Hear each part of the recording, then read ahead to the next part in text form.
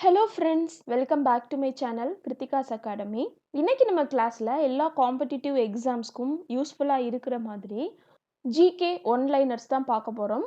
இன்னைக்கு பார்க்க போகிறது எல்லாமே பியூர்லி எக்கனாமிக்ஸ் பேஸ்டானது தான். வாங்க வீடியோக்குள்ளே போகலாம். ஃபர்ஸ்ட் பார்த்தோம் அப்படின்னா sectors of Indian economy. Indian economy sectors அப்படின்றத 3 விதமாக பிரிக்கலாம். ஒன்று என்ன அப்படின்னா பிரைமரி செக்டார், இன்னொன்று என்ன அப்படின்னா செகண்டரி செக்டார், மூணாவது என்ன அப்படின்னா டெர்ஷியரி செக்டார். எந்தெந்த செக்டார்ஸில் எந்தெந்த ஃபீல்டு வரும் அப்படின்னு சொல்லி கேட்பாங்க. பிரைமரி செக்டார் அப்படின்னு எடுத்துக்கிட்டிங்கன்னா அக்ரிகல்ச்சர், ஃபாரஸ்ட்ரி, ஃபிஷிங் இது எல்லாமே பிரைமரி செக்டார் அப்படின்னு சொல்கிறோம். செகண்டரி செக்டார் அப்படின்றது mining, manufacturing, electricity, gas and water supply, construction. Tertiary sector அப்படின்னு எடுத்துக்கிட்டோம்னா business, transport, banking, insurance, real estate இது எல்லாத்தையும் டெர்ஷியரி செக்டார் அப்படின்னு சொல்லுவோம். இதில் இந்த அக்ரிகல்ச்சர், ஃபாரஸ்ட்ரி, ஃபிஷிங் இது மூணுமே கொடுத்து கேட்டிருக்காங்க. செகண்டரி செக்டார் அப்படின்றதுல மேனுஃபேக்சரிங், கன்ஸ்ட்ரக்ஷன் அண்ட் மைனிங் இது மூணு கொடுத்து கேட்டிருக்காங்க.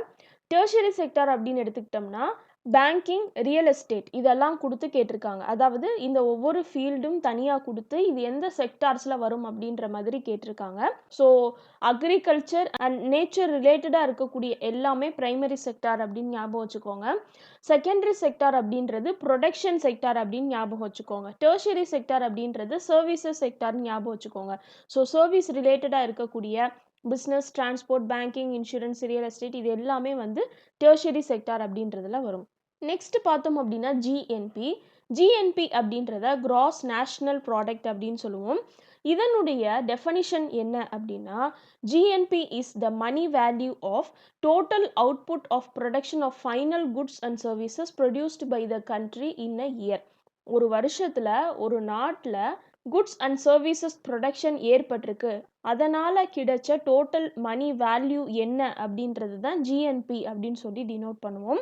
இந்த ஜிஎன்பி அப்படின்றதுக்கு ஃபார்முலா என்ன அப்படின்னா GNP is equal to consumption expenditure plus government expenditure plus investment expenditure plus net exports plus net factor income from abroad அப்படின்றது.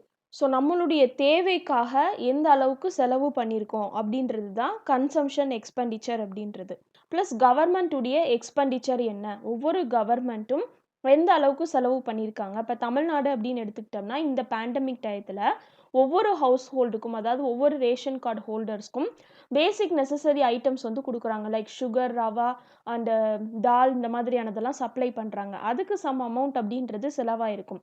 ஸோ இந்த மாதிரியான ஒவ்வொரு விஷயங்களும் கவர்மெண்ட் எக்ஸ்பெண்டிச்சர் அப்படின்றதுல வரும். ப்ளஸ் இன்வெஸ்ட்மெண்ட் எக்ஸ்பெண்டிச்சர், இன்வெஸ்ட்மெண்ட் பண்ணுறதுக்கு ஏதாவது செலவு பண்ணியிருக்காங்க அப்படின்னா அது இதில் வரும். அண்ட் நெட் எக்ஸ்போர்ட்ஸ் எவ்வளோ டோட்டல் எக்ஸ்போர்ட் வேல்யூ கிடச்சிருக்கு அப்படின்றது, plus net factor income from abroad வெளிநாட்டிலேருந்து எவ்வளோ இன்கம் நமக்கு கிடச்சிருக்கு, இது எல்லாத்தையும் சேர்த்ததை தான் ஜிஎன்பி அப்படின்னு சொல்கிறோம். ஒரு வருஷத்துக்கு இந்த ஜிஎன்பி அப்படின்ற வேல்யூ கால்குலேட் பண்ணுவாங்க. ஸோ எல்லா டேர்ம்ஸையும் கன்சிடர் பண்ணி என்னென்ன சோர்ஸஸில் நமக்கு அமௌண்ட் அப்படின்றது கிடைச்சிருக்கு, எந்தெந்த விதத்தில் அமௌண்ட்டு செலவாயிருக்கு எல்லாத்தையும் பார்த்து தான் இந்த ஜிஎன்பி அப்படின்றத கால்குலேட் பண்ணுவாங்க. ஜிடிபி அப்படின்னு எடுத்துக்கிட்டோம்னா இது ஒரு கண்ட்ரியினுடைய ஜாகிரபிக்கல் பவுண்ட்ரிஸ்குள்ளே ப்ரொடியூஸ் பண்ணப்பட்ட ஃபைனல் குட்ஸ் அண்ட் சர்வீசஸ்னுடைய டோட்டல் மணி வேல்யூ.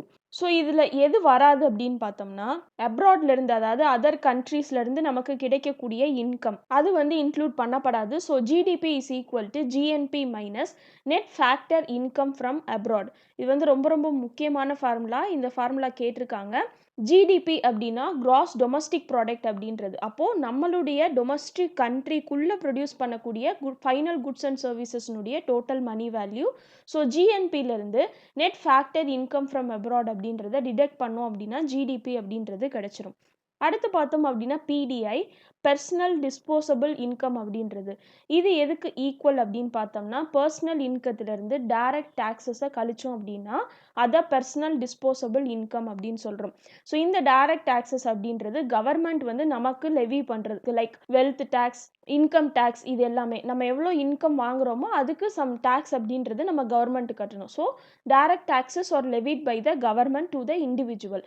ஸோ அந்த டைரக்ட் டேக்ஸஸை டோட்டல் அமௌண்ட்லேருந்து டிடெக்ட் பண்ணோம் அப்படின்னா இந்த பர்சனல் டிஸ்போசபிள் இன்கம் அப்படின்றது கிடைச்சிரும். இதுக்கு இன்னொரு ஃபார்முலா என்ன அப்படின்னா PTI is equal to consumption plus savings. நம்ம எவ்வளோ வந்து செலவு பண்ணியிருக்கோம் அண்ட் எவ்வளோ அமௌண்ட் வந்து சேவ் பண்ணி வச்சுருக்கோம், இது ரெண்டையும் கூட்டணும் அப்படின்னா பர்சனல் டிஸ்போசபிள் இன்கம் அப்படின்றது கிடைச்சிரும். அதாவது இந்த பிடிஐயில் டாக்ஸஸ் அப்படின்றது வந்து இன்க்ளூட் பண்ணப்படாது அப்படின்னு ஞாபகம் வச்சுக்கோங்க. நெக்ஸ்ட் பார்த்தோம் அப்படின்னா டைரக்ட் டேக்ஸ். இப்போ தான் பார்த்தோம். டைரக்ட் டேக்ஸ் அப்படின்றது the tax levied by the government on the ஒரு பர்சனுடைய இன்கம், ப்ராப்பர்ட்டி அல்லது wealth of the people or companies.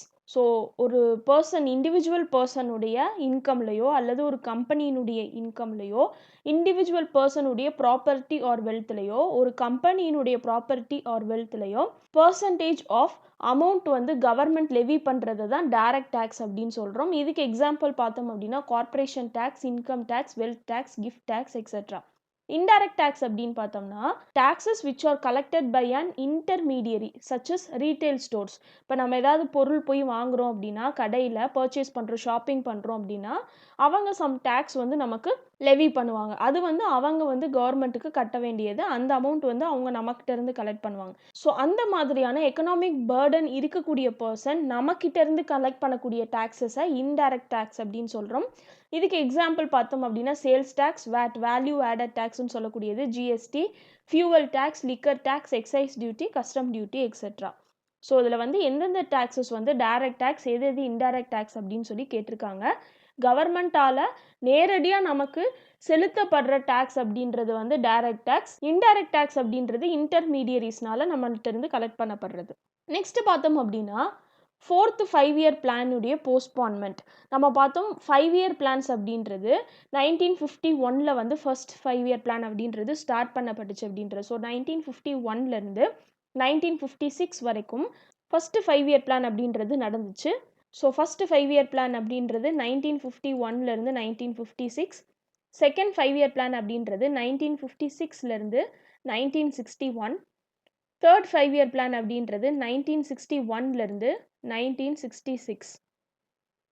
Fourth 5-year plan அப்படின்றது 1969 அப்படின்னு சொல்லி பார்த்தோம் லாஸ்ட் கிளாஸில். இந்த நடுவில் 1966 to 69 அப்படின்றது பிளான் ஹாலிடேஸ் அப்படின்னு சொல்லி அழைச்சாங்க அப்படின்னு சொல்லி பார்த்தோம். ஸோ ஃபோர்த் 5-year பிளான் அப்படின்றது 1969 1974 வரைக்கும். இந்த போஸ்ட்பான்மெண்ட்டுக்கு காரணம் என்ன அப்படின்னு பார்த்தோம்னா 2 கான்ஃப்ளிக்ட். ஒன்று என்ன அப்படின்னா இண்டோ சைனா கான்ஃப்ளிக்ட் அப்படின்றது 1962 நடந்துச்சு. இன்னொன்று என்ன அப்படின்னா இண்டோ பாகிஸ்தான் கான்ஃப்ளிக்ட், இந்தியாவுக்கும் பாகிஸ்தானுக்கும் இடையே நடந்த கான்ஃப்ளிக்ட் 1965. 2 இயருமே ரொம்ப ரொம்ப முக்கியமானது. ஸோ இந்த கான்ஃப்ளிக்ட்ஸ்னால ஏற்பட்ட இம்பேக்ட்னால தான் 4வது 5-year பிளான் அப்படின்றது 3 வருஷம் வந்து ஒத்தி வைக்கப்பட்டுச்சு. ஸோ ஃபோர்த் 5-year பிளான் அப்படின்றது 1969 1974 வரைக்கும். அண்ட் ஃபிஃப்த் 5-year பிளான் அப்படின்றத கர்பி ஹட்டாவோ அப்படின்னு சொல்லுவாங்க. ரொம்ப ரொம்ப முக்கியமான கொஷின் இது. கர்பி ஹட்டாவோ அப்படின்றதுக்கு என்ன அர்த்தம் அப்படின்னா removal of poverty. So poverty அப்படின்றத ஒழிக்கணும் அப்படின்றது தான் கர்பி ஹட்டாவோ அப்படின்னு சொல்கிறாங்க. ஸோ இந்த 5-year பிளான்ஸ்க்குலாம் ரெஸ்பான்சிபிளாக இருந்தது பிளானிங் கமிஷன் அப்படின்னு சொல்லி பார்த்தோம். ஒவ்வொரு 5 வருஷத்துக்கும் என்ன ப்ராக்ரஸ் வந்து கொண்டு வரலாம், எந்த ஃபீல்டில் எந்த செக்டாரில் க்ரோத்தை கொண்டு வரலாம், ஒரு டார்கெட் அப்படின்றத செட் பண்ணிவிட்டு அந்த 5 இயர்ஸ் வந்து அதை நோக்கி நகருவாங்க அப்படின்னு சொல்லி பார்த்தோம். அதுதான் அந்த 5-year பிளான் அப்படின்றதனுடைய பேசிக் ஸ்ட்ரக்சர். ஸோ அந்தபடி 5வது 5-year பிளானில் பாவர்ட்டி அப்படின்றத ஒழிக்கணும் அப்படின்ற நோக்கத்தில் தான் இந்த பிளான் அப்படின்றது ப்ரப்போஸ் பண்ணப்பட்டுச்சு. 9th 5-year பிளான் அப்படின்னு பார்த்தோம்னா 1997 2002 வரைக்கும். இதில் 7 பேசிக் மினிமம் சர்வீசஸ் பிஎம்எஸ் அப்படின்னு சொல்லக்கூடியது ரொம்ப அடிப்படையான சர்வீசஸ் வந்து கொண்டு வரணும் அப்படின்னு சொல்லி இவங்க வந்து மிஷன் வந்து ஃபிக்ஸ் பண்ணாங்க. ஒன்று என்ன அப்படின்னா எல்லா ஸ்டேட்டுக்கும் ட்ரிங்கிங் வாட்டர் அப்படின்றது, பிரைமரி எஜுகேஷன் அப்படின்றது யூனிவர்சலைசேஷன் பண்ணணும் அப்படின்றது, and PDS public distribution system அப்படின்றத ஸ்ட்ரீம்லைன் பண்ணணும் அப்படின்றது. இது எல்லாம் இந்த 7 பேசிக் மினிமம் சர்வீசஸில் இன்க்ளூட் பண்ணப்பட்டிருந்துச்சு. நெக்ஸ்ட் பார்த்தோம் அப்படின்னா new economic policy. New economic பாலிசினா என்ன அப்படின்றத இன் டீட்டெயில்டாக எக்கனாமிக்ஸ் கிளாஸஸில் பார்க்கலாம். இதில் இந்த நியூ எக்கனாமிக் பாலிசி அப்படின்றது ஃபர்ஸ்ட் டைம் யாருடைய காலத்தில் ப்ரப்போஸ் பண்ணப்பட்டுச்சு அப்படின்னு பார்த்தோம்னா ராஜீவ் காந்தியுடைய பீரியடில் 1985 இயர் ரொம்ப முக்கியமானது. செகண்ட் டைம் பார்த்தோம் அப்படின்னா 1991 நரசிம்மராவுடைய பீரியடில் வந்து ப்ரப்போஸ் பண்ணப்பட்டுச்சு. ஸோ இதில் 1991 இயர் வந்து அடிக்கடி கேட்டிருக்காங்க. நரசிம்மராவுடைய பீரியட்ல அப்படின்னு சொல்லி ஞாபகம் வச்சுக்கோங்க. நெக்ஸ்ட் பார்த்தோம் அப்படின்னா பாவர்ட்டி. நம்ம எந்த ஒரு டேர்ம் சொன்னாலும் அதுக்குன்னு பர்ட்டிகுலர் ஒரு டெஃபனிஷன் அப்படின்றது இருக்கும். அப்போ இந்தியான்னு எடுத்துக்கிட்டோம்னா பாவர்ட்டி லைன் அப்படின்றத எதை பேஸ் பண்ணி டிஃபைன் பண்ணுறாங்க அப்படின்னு பார்த்தோம்னா based on the calorie intake. ஒரு நாளைக்கு எவ்வளோ கெலோரிஸ் வந்து நம்ம எடுத்துக்கிறோம் அப்படின்றத பேஸ் பண்ணி தான் பாவர்ட்டி அப்படின்றத டிஃபைன் பண்ணுறாங்க. இந்த கொஷனும் அடிக்கடி கேட்டிருக்காங்க. ஸோ அர்பன் ஏரியாஸாக இருந்தாங்க அப்படின்னா 2100 கெலோரிஸ் இன்டேக் அப்படின்றத மினிமம் எடுத்திருந்திருக்கணும். ரூரல் ஏரியாஸ் அப்படின்னு எடுத்துக்கிட்டோம்னா 2400 கெலோரிஸ் வந்து எடுத்திருந்திருக்கணும். இதுக்கு கீழே யார் யார் கம்மியான இன்டேக் எடுக்கிறாங்களோ அவங்கெல்லாம் பாவர்ட்டி லைனில் இருக்காங்க அப்படின்னு சொல்லி டிக்ளேர் பண்ணுறாங்க. அது ஏன் அர்பன் ஏரியாஸ்க்கு கம்மியான கெலோரிஸ் அண்ட் ரூரல் ஏரியாஸ்க்கு அதிக கெலோரிஸ் அப்படின்னு பார்த்தோம்னா ரூரல் ஏரியாஸில் அக்ரிகல்ச்சர் இந்த மாதிரியான பிரைமரி செக்டாரில் வந்து இன்வால்வ் ஆகக்கூடிய ஆக்டிவிட்டீஸ் தான் அதிக அளவில் இருக்கும். வில்லேஜஸ்லலாம் மோஸ்ட்லி வந்து அக்ரிகல்ச்சர் இந்த மாதிரியான ஃபிசிக்கல் ஒர்க் வந்து அதிக அளவில் இருக்கும். அதனால தான் அவங்களுக்கு ஹையர் கெலோரி, அதாவது அர்பன் ஏரியாஸை கம்பேர் பண்ணும்போது ஹையர் கெலோரிஸ் அப்படின்றத வந்து ஃபிக்ஸ் பண்ணியிருக்காங்க. நெக்ஸ்ட் பார்த்தோம் அப்படின்னா எம்ப்ளாய்டு அப்படின்ற டேர்ம். நான் வந்து வேலை பார்க்குறேன் அப்படின்னு சொல்லி சொல்கிறோம். பட் இந்தியாவில் இந்த எம்ப்ளாய்டு அப்படின்றதுக்கு என்ன டெஃபனிஷன் அப்படின்னா ஒரு வருஷத்தில், அதாவது 365 நாளில் நான் வந்து 273 நாள் ஒர்க் பண்ணுறேன் அண்ட் ஒவ்வொரு நாளும் 8 hours a day ஒர்க் பண்ணுறேன் அப்படின்னா then I can declare myself as employed. நான் வந்து எம்ப்ளாய்டு அப்படின்னு சொல்லிக்கலாம். ஸோ எம்ப்ளாய்டு அப்படின்னு சொல்லணும்னா இந்தியாவில் a person must work 8 hours a day for 273 days of the year. Next பார்த்தோம் அப்படின்னா டீமோகிராஃபி. ஸ்டடி ஆஃப் பாப்புலேஷன் அப்படின்றது தான், மக்கள் தொகையை பற்றி படிக்கக்கூடியதை தான் டீமோகிராஃபி அப்படின்னு சொல்கிறோம். அந்த விதத்தில் பார்க்கணும் அப்படின்னா ஒவ்வொரு வருஷமும் எந்தெந்த மாதிரியான பாப்புலேஷன் இருந்திருக்கு அப்படின்றத கேட்டிருக்காங்க. 1891 1921 வரைக்கும் பீரியட் ஆஃப் ஸ்டாக்னன்ட் பாப்புலேஷன் அப்படின்னு சொல்கிறோம். ஸ்டாக்னன்ட் அப்படின்னா தேக்கி வைத்த அல்லது ஒரே நிலையான பாப்புலேஷன் அப்படின்னு சொல்லி அர்த்தம். 1921 1951 வரைக்கும் 30 years ஆஃப் டைம் இங்கே வந்து சொல்லப்பட்டிருக்கு. இதை வந்து பீரியட் ஆஃப் ஸ்டெடி க்ரோத் அப்படின்னு சொல்கிறாங்க. அதாவது பாப்புலேஷன் எக்ஸ்ப்ளோஷன் அப்படின்றது அட் ஸ்ட்ரெச்சில் ஏற்படாமல் ஸ்டெடி க்ரோத்தாக வந்து இருந்திருக்கு. கொஞ்சம் கொஞ்சமாக பாப்புலேஷன் அப்படின்றது வந்து வளர்ந்துருக்கு. 1951 1981 எடுத்துக்கிட்டோம் அப்படின்னா period of high growth, population அப்படின்றது அதிக அளவில் வளர்ச்சி அடைஞ்சிருக்கு. 1981 2001 அப்படின்னு எடுத்துக்கிட்டோம்னா இதை பீரியட் ஆஃப் டிக்ளைனிங் ரேட் அப்படின்னு சொல்கிறாங்க. டிக்ளைனிங் அப்படின்னா குறையிறது அப்படின்னு சொல்லி அர்த்தம். ஸோ இந்த 1921 அப்படின்ற இயர் ஆஃப் கிரேட் டிவைட் அப்படின்னு சொல்கிறாங்க. ரொம்ப ரொம்ப முக்கியமான கொஷின் இது. Which year is defined as the year of great divide அப்படின்னு கேட்டிருக்காங்க. 1921. இதுக்கப்புறமா தான் பாப்புலேஷனில் ஒரு க்ரோத் அப்படின்றது ஏற்பட்டிருக்கு. அதனால் இந்த 1921 அப்படின்ற இயர் ஆஃப் கிரேட் டிவைட் அப்படின்னு சொல்கிறாங்க. ஸோ சென்சஸ் அப்படின்றது இந்தியாவில் முதல்ல எப்போ எடுக்கப்பட்டுச்சு அப்படின்னு பார்த்தோம்னா 1981. இப்போ வந்து 10 வருஷத்துக்கு ஒரு தடவை சென்சஸ் வந்து எடுக்கிறாங்க. ஸோ இந்த 10 வருஷத்துக்கு ஒரு தடவை சென்சஸ் எடுக்கணும் அப்படின்ற சிஸ்டம் எதுக்கப்புறம் கொண்டு வரப்பட்டுச்சு அப்படின்னு பார்த்தோம்னா 1901 அப்புறமா தான். ஸோ 1901 அப்படின்றது ஞாபகம் வச்சுக்கோங்க. இதுக்கப்புறமா தான் எவ்ரி டிகேடுக்கு 1 டிகேட்க்கு சென்சஸ் அப்படின்றது எடுக்கப்பட்டுச்சு. அண்ட் இதில் வந்து 8 ஆட் பண்ணிக்கோங்க. 1981 அப்படின்றது 1981 அப்படின்றதுல தான் ஃபர்ஸ்ட் சென்சஸ் அப்படின்றது, ஃபர்ஸ்ட் சிஸ்டமேட்டிக் சென்சஸ் அப்படின்றது இந்தியாவில் நடத்தப்பட்டுச்சு. ஸோ இதில் கொடுத்துருக்கிற எல்லா இயர்ஸுமே வந்து ஞாபகம் வச்சுக்கோங்க. நெக்ஸ்ட் பார்த்தோம் அப்படின்னா லாஸ்ட் சென்சஸ் அப்படின்றது 2011 எடுக்கப்பட்ட சென்சஸ். இது வந்து இண்டிபெண்டன்ஸ் அடைஞ்சதுக்கப்புறம் எடுத்த 7வது சென்சஸ் அண்ட் டோட்டலாக பார்த்தோம் அப்படின்னா 15th சென்சஸ். 2011 சென்சஸினுடைய ஸ்லோகன் என்ன அப்படின்னா அவர் சென்சஸ் அவர் ஃபியூச்சர், நமது சென்சஸ் நமது எதிர்காலம் அப்படின்றதான் 2011 சென்சஸ்க்கான slogan. And according to 2011 census பார்த்தோம் அப்படின்னா இந்தியாவில் 50 million+ சிட்டிஸ் இருந்ததாக சொல்லப்படுது.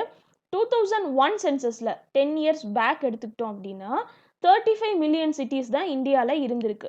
ஸோ 10 வருஷத்தில் இந்தியாவில் 15 மில்லியனுக்கு மேற்பட்ட சிட்டிஸ் வந்து உருவாகி இருந்திருக்கு. அடுத்து பார்த்தோம் அப்படின்னா மால்தூஷியன் தியரி ஆஃப் பாப்புலேஷன் ரொம்ப ரொம்ப முக்கியமானது. பாப்புலேஷன் அப்படின்னு எடுத்துக்கிட்டாலே அதுக்கு தியரி ப்ரொப்போஸ் பண்ணது யார் அப்படின்னு சொல்லி கேட்பாங்க. மால்தூசியன் ஞாபகம் வச்சுக்கோங்க.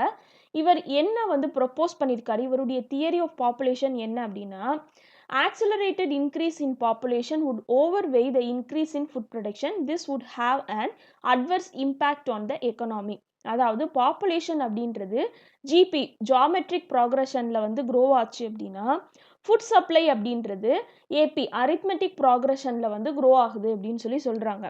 எப்படி காமனா சொல்லுவோம் 2, 4, 8, 16, 32 இந்த மாதிரியான ரேஷியோஸ்ல இருந்துச்சு அப்படின்னா அது ஜிபின்னு சொல்லுவோம். 2, 4, 6, 8, 10 இந்த மாதிரி 2 டேர்ம்ஸ்க்கு இடையில காமன் டிஃபரன்ஸ் அப்படின்றது இருந்துச்சு அப்படின்னா அதை ஏபி அப்படின்னு சொல்லுவோம். ஸோ ஜியோமெட்ரிக் ப்ரோக்ரஷன் அப்படின்றது ஏபியை கன்சிடர் பண்ணும்போது கொஞ்சம் விகரஸான growth. இப்போ பாப்புலேஷன் அப்படின்றது 10 டைம்ஸ் கூடுச்சு அப்படின்னா ஒவ்வொரு வருஷத்துலையும் ஏற்படக்கூடிய ஃபுட் சப்ளை இம்ப்ரூவ்மெண்ட் அப்படின்றது 5 டைம்ஸ் தான் வந்து கூடுது. அப்போ பாப்புலேஷன் அதிகமா இருக்காங்க, ஃபுட் சப்ளை அப்படின்றது அந்த அளவுக்கு அதிகமா இல்ல. அவங்க கிட்ட ஃபுட் அப்படின்றத வந்து எடுத்து செல்ல முடியல அப்படின்னா there exist an imbalance between population and food supply. அப்போ சில மக்கள் வந்து ஃபுட் இல்லாம திண்டாடுறதற்கான வாய்ப்பு வந்து இருக்கு. அந்த இம்பேலன்ஸ் அப்படின்றது கிரியேட் பண்ணப்படும் அப்படின்னு இந்த தியரியை ப்ரொபோஸ் பண்ணது யார் அப்படின்னா மால்தூசியன் அப்படின்றவர். இதை மால்தூசியன் தியரி ஆஃப் பாப்புலேஷன் அப்படின்னு சொல்றோம். நெக்ஸ்ட் பார்த்தோம் அப்படின்னா committees on various sectors of Indian economy. இந்த கமிட்டிஸ் அப்படின்றத எதுக்கு ஃபார்ம் பண்ணுறாங்க அப்படின்னா ஒவ்வொரு செக்டார்லையும் என்ன மாதிரியான ரிஃபார்ம்ஸை ஏற்படுத்தலாம், சீர்திருத்தங்களை ஏற்படுத்தலாம், என்னென்ன மாதிரியான புது சிஸ்டம்ஸை கொண்டு வரலாம், பழைய சிஸ்டம் அப்படின்றது எந்த அளவுக்கு எஃபெக்டிவாக ஃபங்க்ஷன் ஆகிட்டு இருக்கு, இந்த மாதிரியான சில க்ரைட்டீரியாஸை எக்ஸாமின் பண்ணுறதுக்கு தான் கமிட்டிஸ் அப்படின்றது வந்து அமைக்கப்படுது.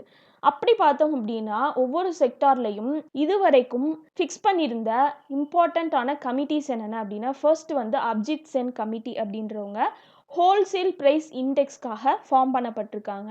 அடுத்து சி ரங்கராஜன் கமிட்டி அப்படின்றவங்க services price index and financial இன்க்ளூஷனுக்காக ஏற்படுத்தப்பட்டிருக்காங்க. தாமோதரன் கமிட்டி அப்படின்றவங்க கஸ்டமர் சர்வீஸ் இன் பேங்க்ஸ்க்காக ஃபார்ம் பண்ணப்பட்டிருக்காங்க. அண்ட் கண்ணா கமிட்டி அப்படின்றவங்க ரீஜனல் ரூரல் பேங்க்ஸ்க்காக ஏற்படுத்தப்பட்டிருக்காங்க, ஆர்ஆர்பிஸ்ன்னு சொல்லுவோம்ல. அடுத்து காட்கில் கமிட்டி அப்படின்றவங்க ஃபினான்ஷியல் இன்க்ளூஷனுக்காக ஏற்படுத்தப்பட்டிருக்காங்க. ரொம்ப ரொம்ப முக்கியமானது இந்த காட்கில் கமிட்டி அப்படின்றது எதுக்காக ஃபார்ம் பண்ணப்பட்டுச்சு, எந்த செக்டாருக்காக ஃபார்ம் பண்ணப்பட்டுச்சு அப்படின்னு கேட்டிருக்காங்க. ஃபினான்ஷியல் இன்க்ளூஷன் அப்படின்றது ஞாபகம் வச்சுக்கோங்க. அடுத்து ரகுராம் ராஜன் கமிட்டி அப்படின்றவங்க ஃபினான்ஷியல் செக்டார்ஸ் ரிஃபார்மை பற்றி எக்ஸாமின் பண்ணுறதற்காக அமைக்கப்பட்டுச்சு. அடுத்து பகவதி கமிட்டி அப்படின்றவங்க அன்எம்ப்ளாய்மெண்ட்காக வேலையின்மையை வந்து எக்ஸாமின் பண்ணுறதுக்காக ரொம்ப ரொம்ப முக்கியமானது. இந்த இயரும் கேட்பாங்க 1973 அப்படின்றது பகவதி கமிட்டி அப்படின்றது அன்எம்ப்ளாய்மெண்ட்காக ஞாபகம் வச்சுக்கோங்க. அடுத்து நரசிம்மன் கமிட்டி அப்படின்றவங்க பேங்கிங் ரிஃபார்ம்ஸ்க்காக, இதுவுமே ரொம்ப முக்கியமான கொஷின். அடுத்து மல்ஹோத்ரா கமிட்டி அப்படின்றவங்க இன்சூரன்ஸ்க்காக, ரொம்ப ரொம்ப இதுவும் முக்கியமானது. ஸோ இப்போ பார்த்த கமிட்டிஸ்லேயே இந்த Gadgil committee, Bhagwati committee, Narasimhan committee, Malhotra committee அப்படின்றத அடிக்கடி கேட்டிருக்காங்க. காட்கில் கமிட்டி அப்படின்றதுக்கு ஜிஎஃப் கேர்ள் ஃப்ரெண்டுன்னு ஞாபகம் வச்சுக்கோங்க. ஸோ காட்கில் அப்படின்னா ஃபினான்ஷியல் இன்க்ளூஷன், பகவதி கமிட்டி அப்படின்றது அன்எம்ப்ளாய்மெண்ட்க்கு பன்னுன்னு ஞாபகம் வச்சுக்கோங்க. பகவதி அப்படின்னா அன்எம்ப்ளாய்மெண்ட். நரசிம்மன் கமிட்டி அப்படின்றது பேங்கிங் ரிஃபார்ம்ஸ்க்கு நேப் அப்படின்னு ஞாபகம் வச்சுக்கோங்க. கேப் மாதிரி நேப். நரசிம்மன் அப்படின்னா பேங்கிங் ரிஃபார்ம்ஸ் அப்படின்றது. மல்ஹோத்ரா கமிட்டி அப்படின்றது இன்சூரன்ஸ்க்காக மும்பை இந்தியன்ஸ்ன்னு ஞாபகம் வச்சுக்கோங்க. ஸோ இந்த 4 கமிட்டிஸும் ரொம்ப முக்கியமானது, தெரிஞ்சு வச்சுக்கணும். நெக்ஸ்ட் பார்த்தோம் அப்படின்னா ஹில்டன் யங் கமிஷன் அப்படின்றது. இந்த ஹில்டன் யங் கமிஷன் அப்படின்றவங்க தான் RBI Reserve Bank of India அப்படின்றத ரெக்கமெண்ட் பண்ணாங்க. இதில் இந்த இயர்ஸ் அப்படின்றது வெரி வெரி இம்பார்ட்டண்ட். எந்த வருஷத்தில் ஆர்பிஐ அப்படின்றது ஃபார்ம் பண்ணப்பட்டுச்சு அப்படின்னா 1935 கவர்மெண்ட் ஆஃப் இந்தியா ஆக்ட் 1935 அப்படின்றத ஞாபகம் வச்சுக்கோங்க. ஸோ 1935 தான் ஆர்பிஐ அப்படின்றது ஃபார்ம் பண்ணப்பட்டுச்சு. அண்ட் இது வந்து நேஷ்னலைஸ்டு பண்ணப்பட்டது, தேசியமயமாக்குதல் பண்ணப்பட்டது எப்போ அப்படின்னா 1949 14 இயர்ஸ் லேட்டர் அப்படின்னு ஞாபகம் வச்சுக்கோங்க. நெக்ஸ்ட் வந்து 3 இம்பார்ட்டன்ட் டேர்ம்ஸ் வந்து பார்க்க போகிறோம் எக்கனாமிக்ஸ் ரிலேட்டடாக. ஒன்று என்ன அப்படின்னா ஹெச்டிஐ அப்படின்றத ஹியூமன் டெவலப்மெண்ட் இண்டெக்ஸ் அப்படின்னு சொல்கிறோம். ஜிஐஐ அப்படின்றத ஜெண்டர் இன்இக்வாலிட்டி இண்டெக்ஸ் அப்படின்னு சொல்கிறோம். அதாவது ஒவ்வொரு ஜெண்டருக்கும் இடையே இருக்கக்கூடிய இன்இக்வாலிட்டிஸ் என்னென்ன, ஒவ்வொரு ஜெண்டரும் ஃபேஸ் பண்ணக்கூடிய இன்இக்வாலிட்டிஸ் என்னென்ன. மேல் அப்படின்னா ப்ரையாரிட்டி கொடுப்பாங்க, ஃபீமேல் அப்படின்றவங்களுக்கு ஜாப்ல ப்ரையாரிட்டி கொடுக்க மாட்டாங்க ப்ரீவியஸ் சுச்சுவேஷனில். இப்போ அந்த மாதிரி கிடையாது. ஸோ இந்த மாதிரியான இன்இக்வாலிட்டிஸ் ஜெண்டருக்குள்ளே எப்படி ப்ரிவைல் ஆகுது அப்படின்றத பற்றி மெஷர் பண்ணக்கூடியது தான் இந்த ஜெண்டர் இன்இக்வாலிட்டி இண்டெக்ஸ் அப்படின்றது. மூணாவது பார்த்தோம் அப்படின்னா எம்பிஐ, இதான் மல்டி டைமென்ஷனல் பாவர்ட்டி இண்டெக்ஸ் அப்படின்னு சொல்கிறோம். ஸோ இந்த ஹியூமன் டெவலப்மெண்ட் இண்டெக்ஸ் அப்படின்றது ஹியூமன் டெவலப்மெண்ட் ரிப்போர்ட் பேஸ்டாக வந்து கால்குலேட் பண்ணப்படுறது. It's a value. ஸோ இந்த ஹெச்டிஆர் ஹியூமன் டெவலப்மெண்ட் ரிப்போர்ட் அப்படின்றத யார் பப்ளிஷ் பண்ணுறாங்க அப்படின்னு பார்த்தோம்னா யூஎன்டிபி யுனைடெட் நேஷன்ஸ் டெவலப்மெண்ட் ப்ரோக்ராமினுடைய ஆஃபீஸான ஹியூமன் டெவலப்மெண்ட் ரிப்போர்ட் ஆஃபீஸ் அப்படின்றது இட்ஸ் அன் ஆனுவல் ரிப்போர்ட். ஒவ்வொரு வருஷத்துக்கு ஒரு தடவை இந்த ஹியூமன் டெவலப்மெண்ட் ரிப்போர்ட் அப்படின்றத பப்ளிஷ் பண்ணுவாங்க. எப்போலேருந்து பப்ளிஷ் பண்ணப்படுது அப்படின்னு பார்த்தோம்னா 1990லேருந்து. ஸோ ஃபர்ஸ்ட் 1990ல் தான் ஹியூமன் டெவலப்மெண்ட் ரிப்போர்ட் அப்படின்றது பாகிஸ்தானி எக்கனாமிஸ்டான மஹ்பூப் உல் ஹக் அப்படின்றவங்களும் இந்தியன் நோபல் லாரேட்டான அமர்த்தியா சென் அப்படின்ற எக்கனாமிஸ்ட்டும் சேர்ந்து இதை லான்ச் பண்ணியிருக்காங்க. ஸோ அதுக்கப்புறத்துலேருந்து ஒவ்வொரு வருஷமும் இந்த ஹெச்டிஆர் அப்படின்றது பப்ளிஷ் பண்ணப்படுது. இதில் 2011 என்ன தீம் அப்படின்னு சொல்லி கேட்பாங்க, ஆல்ரெடி கேட்டிருக்காங்க. Sustainability and equality a better future for all அப்படின்றது தான் 2011 ஹியூமன் டெவலப்மெண்ட் இண்டெக்ஸ்க்கான தீம். 2020க்கான தீம் அப்படின்னு பார்த்தோம்னா the next frontier human development and the Anthropocene அப்படின்றது தான் 2020க்கான தீம். ரேங்கிங் அப்படின்னு பார்த்தோம்னா இந்தியாவினுடைய ரேங்கிங் வந்து 189 கண்ட்ரீஸில் 129வது இடத்துல இருந்திருக்கு 2019. 2020 அப்படின்னு பார்த்தோம்னா 2 ரேங்க் வந்து பின்தங்கி 189ல் 131வது ரேங்க் வந்து இந்தியா வந்து வாங்கியிருந்திருக்கு. ஸோ இந்த ஹியூமன் டெவலப்மெண்ட் இண்டெக்ஸ் அப்படின்றதுல டாப்பராக இருக்கக்கூடியது எந்த கண்ட்ரி அப்படின்னா நார்வே. இதுக்கப்புறமா பார்த்தோம் அப்படின்னா 2வது இடத்துல அயர்லாந்து, 3வது ஸ்விட்சர்லாந்து, 4வது ஹாங்காங் அண்ட் 5வது ஐஸ்லாந்து அப்படின்றது வந்து இருக்குது. இந்த ஹியூமன் டெவலப்மெண்ட் இண்டெக்ஸ் அப்படின்றது எதனுடைய மெஷர் அப்படின்னு பார்த்தோம்னா ஒரு கண்ட்ரியினுடைய ஹெல்த் எப்படி இருக்குது, கண்ட்ரியில் இருக்கக்கூடிய பீப்புளினுடைய எஜுகேஷன் எப்படி இருக்குது. ஸோ இந்த health, education, standard of living இதெல்லாம் கண்ட்ரி அப்படின்னு சொன்னாங்கன்னா கண்ட்ரியில் இருக்கக்கூடிய பீப்புள் அப்படின்னு சொல்லி அர்த்தம். ஸோ அஸ் அ டோட்டலாக ஒரு கண்ட்ரியில் ஹெல்த், எஜுகேஷன் அண்ட் அங்கே வாழக்கூடிய மக்களினுடைய ஸ்டாண்டர்ட் ஆஃப் லிவிங் எப்படி இருக்குது அப்படின்றத மெஷர் பண்ணி தான் இந்த ஹெச்டிஐ அப்படின்றத கால்குலேட் பண்ணுறாங்க. ஸோ மனிதனுடைய முன்னேற்றத்துக்கு, மனிதனுடைய வளர்ச்சிக்கு, ஹியூமன் டெவலப்மெண்ட்டுக்கு 3 பேசிக் ஸ்கேல்ஸில் ஒரு நேஷனுடைய ஆவரேஜ் அச்சீவ்மெண்ட் எப்படி இருக்குது அப்படின்றத வந்து இது வந்து ரிஃப்ளெக்ட் பண்ணி காட்டுது. ஸோ அந்த 3 பேசிக் ஸ்கேல்ஸ் ஆஃப் ஹியூமன் டெவலப்மெண்ட்டாக கன்சிடர் பண்ணப்படுறது என்னென்ன அப்படின்னா ஒன்று வந்து எஜுகேஷன் கல்வி, இன்னொன்று லைஃப் எக்ஸ்பெக்டன்சி எத்தனை வருஷம் வந்து மேக்ஸிமம் வந்து உயிர் வாழ்வாங்க அப்படின்றது தான் லைஃப் எக்ஸ்பெக்டன்சி அப்படின்னு சொல்லி சொல்லுவோம். அண்ட் பெர் கேபிட்டா இன்கம் ஒவ்வொரு தனி மனிதனுடைய வருமானம் அப்படின்றது ஆவரேஜாக எப்படி இருக்குது, எவ்வளோ இருக்குது அப்படின்றது. ஸோ இந்த 3 பேசிக் ஸ்கேல்ஸ் தான் ஹியூமன் டெவலப்மெண்ட் அப்படின்றதுக்கு ரொம்ப முக்கியமானதாக வந்து கன்சிடர் பண்ணப்படுது. ஸோ இதனுடைய பேசிஸில் தான் இந்த ஹியூமன் டெவலப்மெண்ட் இண்டெக்ஸ் அப்படின்றது வந்து கால்குலேட் பண்ணப்படுது. இதை வந்து ரிலீஸ் பண்ணுறது யார் அப்படின்னு பார்த்தோம்னா யுனைடெட் நேஷன்ஸ் டெவலப்மெண்ட் ப்ரோக்ராம். இவங்க பப்ளிஷ் பண்ணக்கூடிய அந்த ஆனுவல் ரிப்போர்ட்டை வந்து ஹியூமன் டெவலப்மெண்ட் ரிப்போர்ட் அப்படின்னு சொல்லி சொல்கிறோம். So that's all for today friends. இன்றைக்கி கிளாஸ் இதோட கம்ப்ளீட் ஆகுது. இன்றைக்கி வீடியோ உங்களுக்கு யூஸ்ஃபுல்லாக இருந்திருக்கும் அப்படின்னு சொல்லி நம்புகிறேன். என்னோட வீடியோ யூஸ்ஃபுல்லாக இருந்துச்சு அப்படின்னா please do like my video, share it with your friends and subscribe to my channel. See you all in the other session. Until then, take care and bye-bye.